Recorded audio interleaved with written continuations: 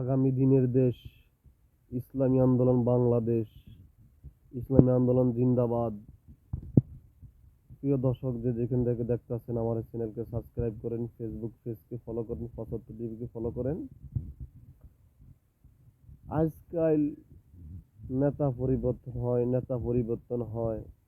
আর আজকে বিএনপি আছে, আবার খুন, আবার রাহাজারি, ফিরে আবার আওয়ামী লীগ সরকার ক্ষমতা আসে, শেখ হাসিনা ক্ষমতা আসে, যে দুর্নীতি সরকার ক্ষমতায় আসে।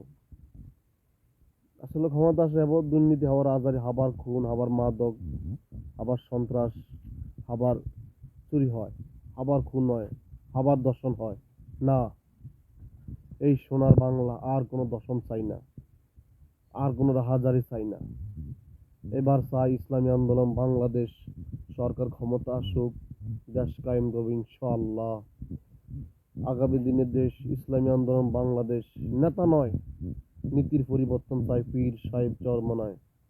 আগামী দিনের দেশ ইসলামী আন্দোলন বাংলাদেশ জিন্দাবাদ, ইসলামী আন্দোলন জিন্দাবাদ।